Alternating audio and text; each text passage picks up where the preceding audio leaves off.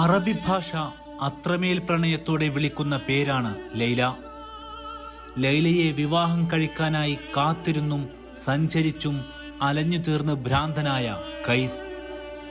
ലൈലയുടെ ഭ്രാന്തൻ എന്നർത്ഥം വരുന്ന ലൈല മജ്നൂൻ എന്ന് കഥകളിൽ വന്നത് അങ്ങനെയാണ്.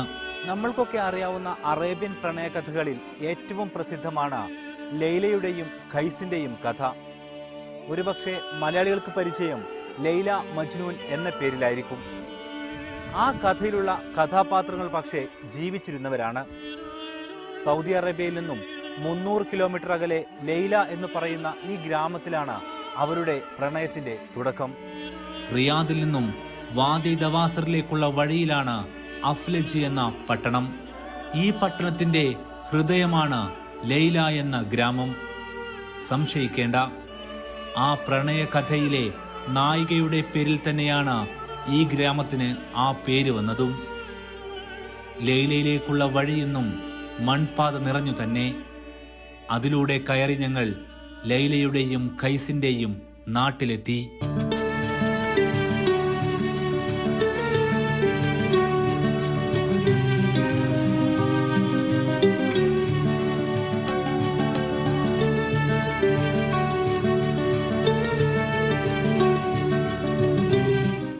ഞാൻ ഇപ്പോൾ നിൽക്കുന്നത് ലൈലയും ഖൈസും ജനിച്ചു വളർന്ന അൽ ഐൽ എന്ന് പറയുന്ന ഗ്രാമത്തിലാണ്.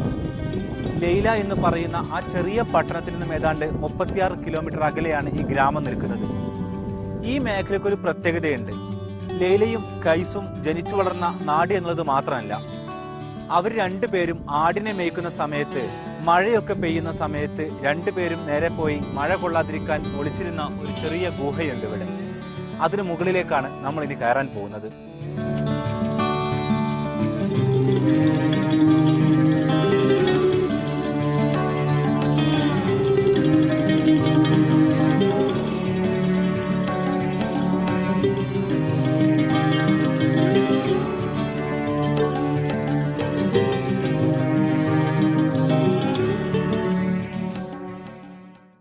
കാലങ്ങൾ ഏറെ കഴിഞ്ഞിട്ടും വായനക്കാരുടെയൊക്കെ ഉള്ളിൽ ഇപ്പോഴും ഏറ്റവും പ്രയാസമുള്ള ഒരു നിമിഷമായിരിക്കും ലൈലയുടെയും മജ്നുവിൻ്റെയും വേർപാട്.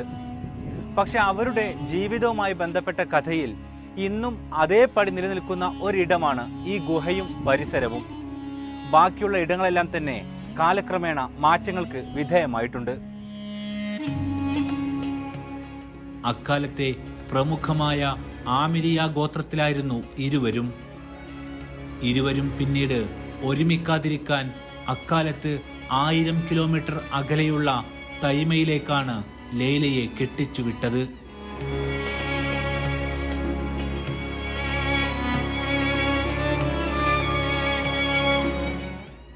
ലൈലയെ തേടി ഖൈസ് ഏറെക്കാലം മരുഭൂമിയിലൂടെ അലഞ്ഞു. ഇതറിഞ്ഞ ലൈലയുടെ ഭർത്താവ് അവളെയും കൂട്ടി ഇറാഖിലേക്ക് പോയെന്നാണ് കഥ. പിന്നീട് അവിടെ വെച്ച് ലൈല മരണപ്പെട്ടു. ഈ വിവരം പറയാനെത്തിയ സുഹൃത്തുക്കൾ പിന്നെ കാണുന്നത് ലൈലയുടെ ഖബറിനരികെ മരണപ്പെട്ടു കിടക്കുന്ന ഖൈസിനെയാണ്.